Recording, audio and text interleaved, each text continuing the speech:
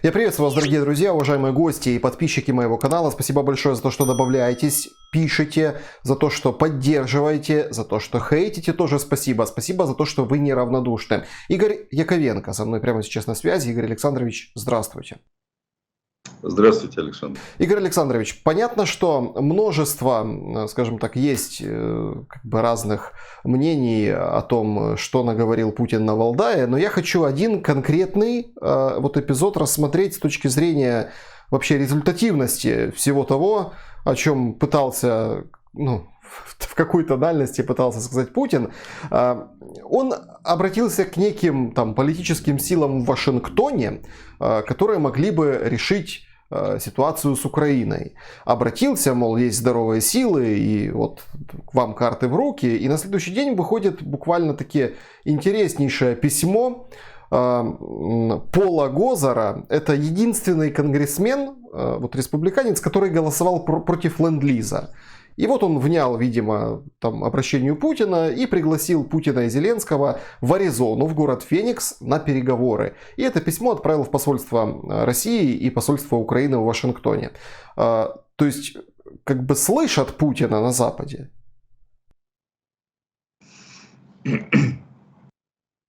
Не то слово. Значит, ну вот этот конгрессмен, это такая вот редкая птица в американском конгрессе, который, ну, скажем так, еще какое-то количество людей путинской агентуры. Значит, есть еще там знаменитый Такер, который является фактически частью путинской информационной машины, наряду с Соловьевым, Киселевым там, и так далее. Это Fox News. Вот. В зале, когда Путин выступал, сидело свыше 110 так называемых экспертов из 41 страны мира. Ни один из них не задал тех очевидных совершенно вопросов, когда Путин говорил о том, что причиной войны явилось то, что вот Украина за 8 лет построила оборонительные сооружения, и вот если мы еще промедлили, то она бы еще построила на своей территории оборонительные сооружения. И поэтому это очевидно, что мы должны были начать войну, потому что ее начала бы Украина. Ни у одного из экспертов не возникло вопроса. Они, наверное, возникли, но они не стали его задавать. А как связано оборонительное сооружение на территории Украины с угрозой для России? То есть, если человек у себя ставит железную дверь, это не значит, что он собирается грабить соседей. Ну и вот я не буду перечислять все идиотизмы в выступлении Путина, они фактически содержались в каждой фразе. Никто не задал вопрос. Потому что, да, происходит шредеризация политического пространства мирового. Она сейчас уменьшилась. Сейчас намного меньше таких агентов Путина в политических слоях Запада. И поменьше стало полезных идиотов. Потому что уж очень очевидно, на самом деле Путин стал очень токсичен, поэтому их стало мало. Раньше было больше. Насколько, вот в каких других душах нашелся отклик вот этой вот речи его валдайской очередной, я затрудняюсь сказать. Я думаю, что в целом то соотношение сторонников и противников Путина, которое проявилось на Генеральной Ассамблее ООН, когда абсолютное большинство участников проголосовали за осуждение политики Путина, и только 4 страны высказались в поддержку Путина. Никарагуа, Сирия, Беларусь и Северная Корея. Все. Ну, каждая из этих стран – это сама по себе диагноз. Поэтому я думаю, что вот этим ограничивается тот позитивный резонанс, который вызвала речь Путина. Я думаю, что Путин сейчас не только оказался в яме, но и углубляется, зарывается в нее все глубже и глубже. Каждым своим. Но это ситуация, когда вот человек тонет в болоте, и любое движение, оно приводит только к тому, что он все глубже и глубже погружается. Мне представляется э, резонанс этой речи именно такой. Игорь Александрович, Путин сказал, что все он делает правильно, что планы не изменились, что все идет по плану. То есть война, убийство, уничтожение, потеря собственной армии, изоляция. Это все в плане. Ну, что можно сказать. Такой план. да, я единственное, ну, мы пойдем дальше, я просто хотел еще об Одессе вас спросить. Игорь Александрович, я не понял, то есть Одесса это все-таки повод помириться или яблоко раздора? Ну, если вы имеете в виду, что он побывал в Одессе когда-то, да, то есть, причем он говорил о том, что в последние годы он бывал в Одессе. Я не знаю как, значит, но он, в принципе, когда-то работал в КГБ, вот, но, насколько я понимаю, он все-таки не в разведке работал. Он был заведующим клубом. И каким образом он мог оказаться в Одессе после 2014 года, я не представляю себе. Ну, видимо, какие-то путешествия. Во сне люди иногда путешествуют. Вот. Называется это лунатизм. Возможно. Ну, там, кажется, другой диагноз ему давали, вроде как маниакально-депрессивный психоз. Он как-то не напрямую связан с лунатизмом, но это дело психиатров определять.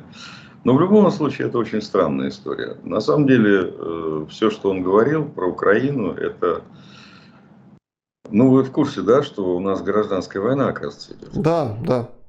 То есть сначала это была вообще, это вот как в фильме «Место встречи изменить нельзя», когда там перебирали картотеку, значит, уголовницы, Жеглов говорил, что это там Манька, значит, золотая ручка, Светка костяная ножка, она же, так сказать, и так далее. Она же такая. То есть это спецоперация сначала называлась, потом выяснилось, что это все-таки война, причем там версии война народная, война священная, война отечественная. А сейчас выяснилось, что это война гражданская вообще. Ну, в общем, это свидетельствует о некотором хаосе, который царит в бункере и в его окрестностях. То есть они не понимают, что происходит. А причина очень простая, заключается в том, что у этой войны нет причин. Это до такой степени, что там бывали в древности войны из-за каких-то, казалось бы, там крестовые походы за гроб Господень, вроде бы как тоже какая-то такая не очень рациональная причина. Но здесь вообще никакой причины нет. Эта причина только в голове Путина. Единственный человек, который начал эту войну и который продолжает ее. И, кстати, очень интересно было одно из завершающих вопросов. Это ведущий Лукьянов спросил у Путина, вы говорили, что значит, мы попадем все в рай. Ну, может, не стоит торопиться? На что Путин, так хитренько улыбаясь, промолчал. И когда его Лукьянов спросил, так, что значит ваше молчание? Меня это начинает тревожить. Он говорит, тревожьтесь, я этого и добивался. Эффект достигнут, есть, да. Да, эффект достигнут. В общем, короче говоря, выступление требует действительно серьезного обзора и анализа психиатра. Как и по языку тела, так и по, так сказать, смысловому содержанию, семантика. Там все интересно, но у меня недостаточно медицинской квалификации для того, чтобы эту сторону вопроса разобрать. Смысловую я готов. Да. Я готов как политическую. Игорь Александрович, все-таки, понятно, что разные там трактовки, но мы же пытаемся увидеть, планы Путина за вот этой ширмой этих словес, этих пассажей, этих сидений на попе ровно и так далее, и так далее. Это просто блестящий пост Ксении Лариной, он это все действительно показал. А вот что, по факту, что по делу? Херсон, говорит Зеленский, оставлять не собираются. Более того, туда приехал Кириенко и вместе с Аксеновым провели инспекцию о том, как эвакуируются и что сейчас в Херсоне. Ну и потом заехали на Запорожскую атомную электростанцию. То есть целый Кириенко снова приехал. И не боится же? Ну, видите ли, тут ситуация какая. Значит, действительно, Херсон это не война. Херсон это два других совершенно слова. Это, во-первых, террор, и, во-вторых, это политика. То есть к войне эта история уже имеет небольшое отношение, потому что в Херсоне, ну, насколько мне известно, там практически нет уже граждан, жителей Херсона. Они все по большей степени эвакуированы, они все уехали. Осталось какое-то количество людей, но Херсон пуст. В нем сейчас довольно большая концентрация российских войск. По-настоящему большая.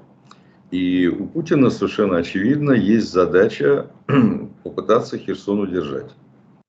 Херсон они сдавать не собираются. Значит, не знаю, как там строился диалог между Суровикиным и Путиным, но явно, что военная необходимость, но все нормальные генералы говорили о том, что Херсон надо сдавать. Для того, чтобы... Ну, это же давнишняя логика любого военачальника, который понимает, если ты теряешь территорию, ты не проигрываешь войну, потому что территорию можно вернуть. А если ты теряешь армию, то ты войну проигрываешь, потому что, ну, там 9 месяцев надо, чтобы новые люди родились, потом еще какое-то время из этих младенцев надо сделать солдат. То есть это долгая история. Поэтому лучше потерять территорию, чем потерять армию. Это военная логика. У Путина логика совсем другая. Для него потеря армии ничего не значит. Потому что, ну, армия где-то потерялась, там, ну, найдется. Значит, потом как вот. Значит, а что касается территории, то это какая-то знаковая вещь. То есть, ну, например, зависит от того, как называется эта территория. Если эта территория называется Изюм, то это мало чего говорит российскому обывателю. А если эта территория называется Херсон, то это много чего говорит российскому обывателю, потому что российский обыватель, телезритель, он начинает вспоминать: так, подождите одну секундочку, так это же была та самая область, которую мы тут пили, значит, глядя в телевизор, как Путин счастливо говорит, что это День Победы. Там было что-то написано, значит, здесь Россия навсегда. Это как? То есть это вызывает какие-то вопросы не только у обывателей, но и у пропагандистов, у всех остальных. То есть это как бы серьезная история, это какая-то серьезная уже трещина в федеральной власти, в вертикали. То есть потеря Херсона — это серьезно, политически. В военном отношении это ничего не значит. Потому что, ну, потеряли Херсон, ну, потом отвоевали. Так может рассуждать военный. Политик по-другому. Поэтому это политическая история. Вот. И это действительно террористическая история, потому что ради этого будут бомбиться украинские города, ради этого могут быть самые разные мероприятия сделаны. Очень тревожно. Так что, думаю, здесь ситуация очевидна. Кириенко. Серый кардинал Путина. Нет, я думаю, что у Путина, путинский режим не предусматривает серых кардиналов. Серый кардинал — это такой художественный образ, подразумевающий, что, значит, это реальный властитель. В какой-то это в истории это не очень часто встречающаяся вещь. В какой-то степени, в каком-то приближении можно было считать, что серым кардиналом, скажем, у Александра Третьего был победоносцем. Ну, в какой-то смысле, там, не точно, но, по крайней мере, Победоносцев действительно претендовал на роль главного идеолога. Победоносцев предполагал какую-то власть. Там, при Брежневе серым кардиналом был Суслов. То есть тоже понятно, что, так сказать, но он действительно обладал большим влиянием, это был главный идеолог, он такой был старый, значит, очень влиятельный, очень резкий, решительный. И в принципе, да, это вот, ну, что-то приближенное к серому кардиналу, хотя вот все равно, в общем-то, политический вес этих серых кардиналов был намного меньше, чем политический вес первого лица. В ситуации с Путин, вот эта парочка Путин-Кириенко, конечно, Кириенко никакой не серый кардинал. Кириенко это исполнитель воли Путина, и в каких-то случаях он приобретает некоторую автономию, потому что он занимается вещами, про которые Путин имеет очень слабое представление. Ну, например, последнее поручение Кириенко, помимо того, что он выполняет там, так сказать, какие-то поручения по оккупации Украины, ну, скажем, создание вот этой вот государственности, значит, новых оккупированных территориях, он еще занимается созданием государственной идеологии. Вот это позавчерашнее заседание, значит, клуба ДНК России в поиске вот этой дезоксирибонуклеиновой кислотой, которая вроде как должна отличать Россию от всего остального нормального мира, от мира нормальности. Вот они искали эту формулу. Ну, там участники это были Петровский, академик, естественно, Мединский, там, ну, и всякие там другие люди. Ну, вот это вот его поручение сейчас. Но это не серый кардинал. Он, конечно, да, он обладает некоторой субъектностью, обладает некоторой долей автономности, но он не определяет политику. Политику определяет один человек, Путин. Никаких серых кардиналов у него нет. Ну, есть там всякие люди, типа Ковальчука, вот, которые влияют, безусловно, оказывают на него влияние. Но и даже Ковальчук не серый кардинал. ДНК, ну, извините, это уже мы как бы встречали в истории. Это фашизм? Ну, это, да, это путинизм, это разновидность фашизма. Это разновидность фашизма, да. Вот в этой идее создания, придумывания идеологии, это вообще очень странный способ взять и придумать идеологию. Обычно идеология рождается иначе. Это бывают какие-то политики, влиятельные авторы, которые сочиняют текст или придумывают какие-то слова, и потом через власть, ну, это известная история, как старец Филофей, там, Ивану Третьему что-то написал, там, про Москву, Третий Рим, вот, и, значит, да, это получилась такая вот привлекательная идеология, которая длилась на протяжении ряда лет. Или там граф Уваров придумал это православие, самодержание народности, она, что называется, легла на душу российским императорам, и в целом и российскому обществу, кстати, тоже. Или коммунистическая идеология, которую, так сказать, придумал, понятно, никакой не Ленин, не Сталин, вот, Карл Маркс.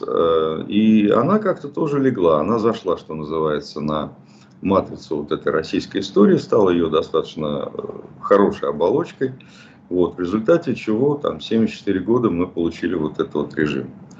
Ну и это одна история. Другая история, когда эта идеология придумывается в кабинетах и предлагается властью. А идеологии не было долгое время.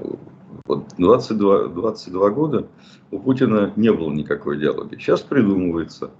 Это некоторая смесь архаики, значит, вот этой средневековья державного, плюс некоторые заимствованные идеи социализма и фашизма. То есть это вот такая гремучая смесь из державности, традиционных ценностей, там, соборности, симфонии, социализм и фашизм. То есть три источника, три составные части путинизма. Вот они так, ну, по крайней мере, так они задуманы. Люди, которые в этом участвуют, их взгляды известны. Тут все достаточно понятно.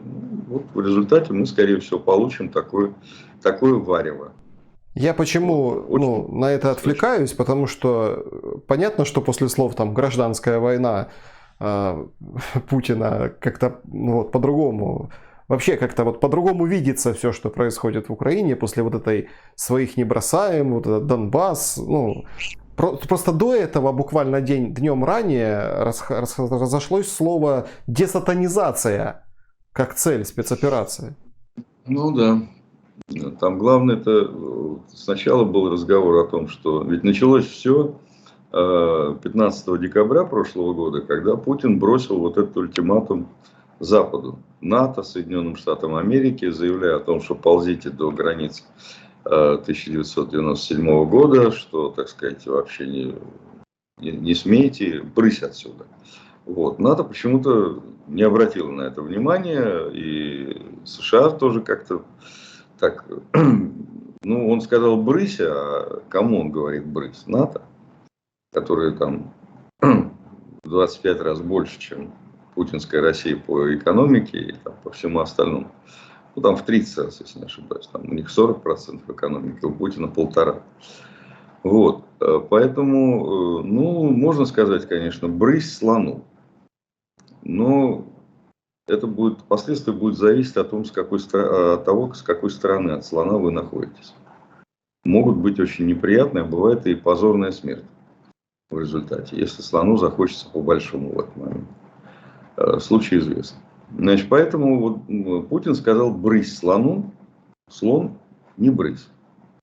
Значит, и вот сейчас, да, сейчас происходит то, что происходит. В общем, на самом деле, вот это все выступление Путина, это, во-первых, свидетельство тяжелейшей формы деградации, лично его, и безысходности. Потому что он умоляет сейчас, он плачет, он просит мировое сообщество, хоть кого-нибудь, но заступитесь за меня перед Зеленским. Ну скажите Зеленскому, что я хороший, что я в принципе готов на мир. Ну вот это такой Карабас-Барабас, который уговаривает, так сказать, значит, своих жертв с ним сжалиться, говорит, что он хороший, что он больше не будет. Понятно, что это бесполезно, потому что все в Украине, и в частности президент Украины, понимает, что с ним дело иметь нельзя. Что, во-первых, на тех условиях, которые он предлагает для переговоров, даже начинать разговаривать нельзя. А во-вторых, что он обязательно обманет. С ним просто нельзя иметь дело, потому что он всегда обманывает. Он так устроен. Когда он открывает рот, он обязательно врет. Когда он что-то обещает, то это гарантированно будет сделано прямо противоположно. И, Он утверждал, что никакого Крыма он захватывать не будет, захватил. Потом он утверждал, что это не он, потом сказал, что это он. Он утверждал, что никакой мобилизации не будет, после этого провел мобилизацию. И вот таких примеров мы можем до понедельника перечислять только те примеры, которые я помню. Его бесконечное вранье. Игорь Александрович, а что за... Ну, это просто на голову не налазит, когда, ну, вот, казалось бы, да, уже даже ввели в Российской Федерации в отдельных там территориях и военное положение, и частичное военное положение. Вроде бы как Мишустин, вот он отвечает за вертикаль снабжения. Вот есть уже целый командующий спецоперацией Суровикин.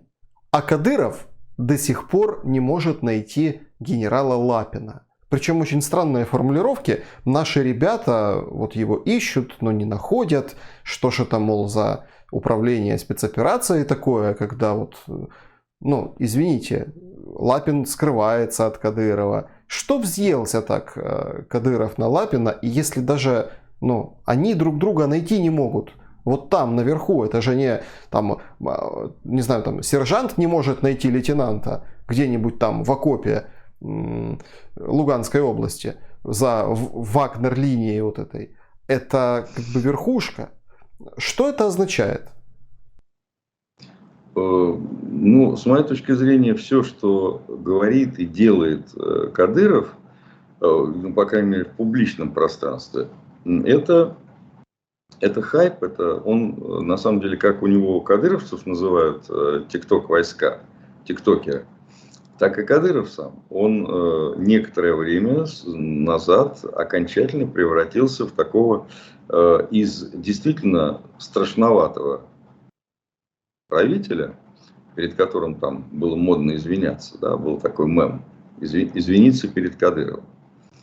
Он постепенно превратился в действительно тиктокера, в человека, который живет хайпом, и постепенно превратился, в общем, в довольно смешную фигуру, комическую, потому что он постоянно что-то там обещает, угрожает, никто уже не боится. И он придумывает какие-то сказки, которым сам вроде как верит, топорщит бороду, усы там, и демонстрирует, что он какой-то ужасный, страшный. Он там обещает уничтожить какие-то европейские страны, говорит о том, что нам не хватает только Запорожья там, и Херсона, нам надо обязательно занять Киев, Одессу и вообще всю Украину. Это все Россия. Ну вот это то, чем он сейчас занимается. Никакого отношения к реальности это все не имеет. Поэтому я думаю, что история с генералом Лапиным, она из того же ряда. То есть, видимо, я не знаю, сам он придумывает. Скорее всего, нет. Скорее всего, помощник ему придумывают какие-то поводы, которые должны еще больше поднять его информационный рейтинг, вывести его в топ цитирования. Вот смотрите, вот мы сейчас с вами немножко увеличили его информационный рейтинг. Вот. Агентство «Медиалогия», которое ведет скрупулезный подсчет упоминаний всех людей, вот, она еще там пару-тройку галочек поставила. Это не к тому, что мы не должны об этом говорить, это глупость, но просто он ради этого это делает. То есть он работает для нас, понимаете? Он все это делает для нас, ради вот ваших персонально красивых глаз. Да уж. Надо просто иметь в виду. Ну, я понимаю, что это сомнительный комплимент, но тем не менее, вот так это все устроено. Другого смысла это все не имеет. Его угрозы всем, там, его, так сказать, то, что ему там сыновья пленных призвали, это же было для картинки сделано. Ну вот просто для картинки. Да, конечно, этому средневековому людоеду очень приятно было, так сказать, вот он впервые увидел украинских воинов. Он же до этого не видел, не знал, как выглядит украинский воин. То есть это вот такая вот история. Поэтому все это ради хайпа. Да, понятно. Игорь Александрович, еще один вопрос. Он вот такой уже глобальный, международный уже даже. Птичка оказалась на свободе, Маск официально оформил Твиттер. Дальше пошел фейк с поздравлениями Трампа, позже развенчался этот фейк. Ну, как бы к чему готовиться, что это означает. И на самом ли деле Маск вот так борется за человечество? Ну, смотрите, значит, Маск, с моей точки зрения, это вообще в целом достаточно положительная фигура. Ну, по крайней мере, пока. Маск очень много чего делает, полезного, правильного, так сказать. Все его проекты, они хороши, с моей точки зрения. Все. Он напридумывал много чего, там, начиная там, с PayPal и кончая космосом. Там, Тесла и все остальное. Ну, с моей точки зрения, все это здорово. Значит, что касается, ну, в тот момент, когда он начинает что-то делать и говорить про политику, он становится крайне негативной фигурой. Его поддержка Трампа, его недавняя совершенно феерическая глупость по поводу миротворческого плана с Украиной. Причем глупостью это является... Почему это глупость, а не какая-то там подлость и так далее? Потому что это план, который в равной степени неприемлем и вызывает дикое возмущение и в Украине, и в России. То есть, ну, Украина, понятно, да, вот просто отдать свою территорию, причем совершенно не стопроцентно обрекая себя на дальнейшую войну. Но и для России это тоже невозможная вещь. То есть взять и втянуть в себя назад День Победы, втянуть в себя назад, значит, куда-то, так сказать, деть, значит, торжественное объявление, что вот эти регионы теперь наши, и начать проводить там какие-то дополнительные значит, референдумы, там еще что-то. Ну, это совершеннейший безумие. Понятно, что для России это тоже невозможно. Значит, ну и в целом, да, как только он начинает заниматься политикой, начинается что-то странное. Ну, и не знаю, я надеюсь, что у него нет политических амбиций. Очень надеюсь. Что касается Твиттера, посмотрим. То, что возможно какое-то изменение политики Твиттера, ну, это будет очень жалко. Жалко, если он забрал, в общем, это как игрушку, и если он там начнет что-то менять, ну, это жалко, потому что человечество потеряет неплохую площадку для коммуникации, для обмена мнениями. Для многих людей это важно. Для очень многих людей это важно. Многие люди там, ну, не то чтобы совсем уж живут, а некоторые просто живут. Общаются, знакомятся, обмениваются мнениями. Это важно, это очень существенная часть жизни. Поэтому, если он это угробит, будет жалко. Да, да, Игорь Александрович, я благодарен вам за то, что вы нашли время, и мы пообщались. Спасибо вам большое. Спасибо вам, удачи, слава Украине. Героям слава, друзья, берегите себя, пожалуйста, подпишитесь, поставьте лайк этому видео. Увидимся обязательно. До скорого.